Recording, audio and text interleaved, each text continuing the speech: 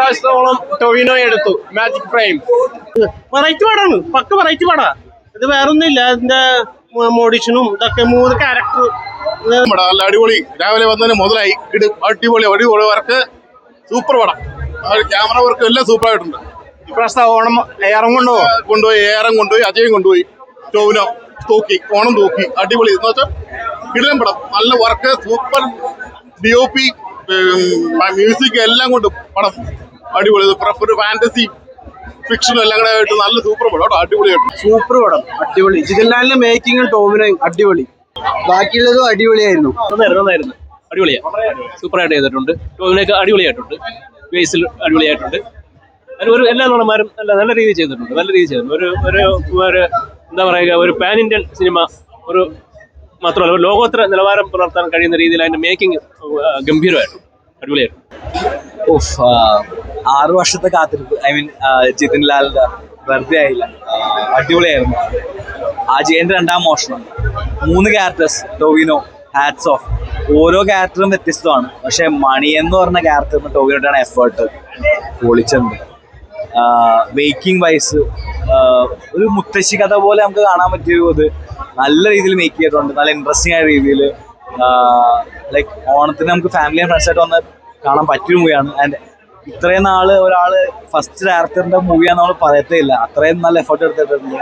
And 2D കാണാൻ പറ്റില്ല, ആ ഒരു വിഷമമുണ്ട്. 3D ഒന്നുകൂടി കാണണം, നല്ല തിയേറ്ററിലൊക്കെ പോയി കാണാം, എന്തായാലും നിരാശപ്പെടുത്തില്ല. ടൊവിനോ ഫാൻസിനും അല്ലെങ്കിൽ ഒരു നല്ലൊരു കാരണം എല്ലാവർക്കും ഇഷ്ടപ്പെടാൻ പറ്റും. അടിപൊളി പടമാണ്, സൂപ്പർ പടമാണ്. കാരണം ഇത്രയും നല്ല രീതിയിൽ നല്ല 3D സാങ്കേതിക വിദ്യയിൽ ഇത്രയും നല്ലൊരു പടം ഡയറക്ട് ചെയ്ത ജിതിൻ ലാൽ എന്ന് പറയുന്ന ഡയറക്ടർ അടിപൊളിയാണ്, സൂപ്പർ മേക്കിംഗ് കിട്ടിലുമായിട്ടുണ്ട്. അതുപോലെ തന്നെ ടൊവിനോ തോമസ്, പിന്നെ ഇതിന്റെ റൈറ്റിംഗ് എടുത്തു പറയേണ്ടതാണ്. ഒരു സ്ഥലത്ത് പോലും നമുക്ക് ലാഗടിപ്പിക്കാത്ത രീതിയിലേക്ക് ഫുൾ ടൈം നമ്മളെ ഒരു മുൾമുനയിൽ നിർത്തിക്കൊണ്ട് പോകുന്ന ഒരു ആകാംക്ഷ ഉള്ള ഒരു സിനിമയാണ്. അതുപോലെ തന്നെ ഇതിന്റെ മേക്കിംഗ് എന്ന് പറയുമ്പോൾ നമുക്ക് ആർട്ട് ചെയ്തേക്കുന്ന 3 കാലഘട്ടം ചിത്രീകരിച്ചുള്ള സിനിമയാണ്. ഇത് ആർട്ട് ചെയ്തിരിക്കുന്നത് വളരെ ഭംഗിയായിട്ടാണ്. അത് പിന്നെ നല്ല പടമായിരുന്നു. ഓണം ടൊവിനോ കൊണ്ടുപോയാ? പിന്നെ ടൊവിനോ കൊണ്ടുപോയി, നന്നായിട്ടുണ്ടായിരുന്നു. പ്രതീക്ഷയിലും സൂപ്പർ ആയിട്ടുണ്ട്. തിയേറ്ററിൽ ഏറ്റവും കൂടുതൽ ഒച്ച ഉണ്ടാക്കിയ ആളാണല്ലോ. നന്നായിട്ടുണ്ടായിരുന്നു. ഞങ്ങളാണെങ്കിൽ 3D ഒക്കെ ഞങ്ങളുടെ കമ്പനിയാണ് ചെയ്തത്, റേസ് 3D. ടൊവിനോന്റെ വലിയ ഫാനാണോ? ഫാനാണ്, ഭയങ്കര വലിയ ഫാനാണ്. അപ്പൊ എന്തായാലും ഈ പ്രാവശ്യം ടൊവിനോ കൊണ്ടുപോയി ഓണം? ഉറപ്പായിട്ടും. വളരെ അടിപൊളി. ടൊവിനോ 3 വേഷമാണ് ചെയ്തിട്ടുള്ളത്, 3 വേഷം കിടിലായിട്ടുണ്ടായിരുന്നു. ഈ പ്രാവശ്യത്തെ ഓണം ടൊവിനോ കൊണ്ടുപോകോ? ഇപ്രാവശ്യത്തെ ഓണം ടൊവിനോ കൊണ്ടുപോകാൻ ചാൻസ് ഉണ്ട്. അടിപൊളിയാണ്, വളരെ അടിപൊളിയാണ്. അതിൽ ഏത് ക്യാരക്ടർ ഇഷ്ടപ്പെട്ടത്?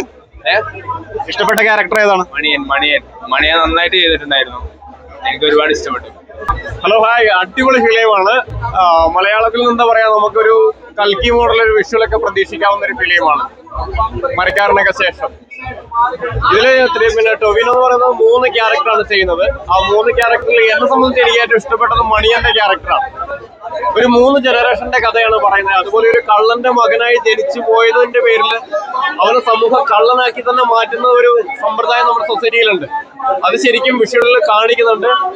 അതുതന്നെയാണ് ഫിലിം. ടൊവിനോന്റെ ബെസ്റ്റ് എന്നാണ് പറയാം. അഭിനന്ദനം അറിയിക്കുന്നു, സൂപ്പറാണ്. അതിന്റെ ഒരു COD കാവ് എന്ന് പറയുന്ന ഒരു അമ്പലവും അതിന്റെ കുളവും ആ പരിസരവും ഒക്കെ കറക്റ്റായിട്ട് നമുക്ക് വളരെ നല്ല പക്കായിട്ടാണ്. എല്ലാവരും അടിപൊളിയാണ്, അത് നമുക്ക് പറയാൻ പറ്റില്ല. കാരണം നമുക്ക് അങ്ങനെ സസ്പെൻസ് ആയിട്ട് വെച്ചേക്കുന്നതാണ്. പ്രേക്ഷകർ വന്ന് കാണണം. 3 കഥാപാത്രങ്ങൾ വളരെ ഭംഗിയായിട്ടാണ് ടൊവിനോ തോമസ് ചെയ്തിരിക്കുന്നത്. ഇത് വളരെ ശ്രദ്ധിക്കപ്പെടുന്ന ഒരു സിനിമയാണ്, ഉറപ്പായിട്ടും.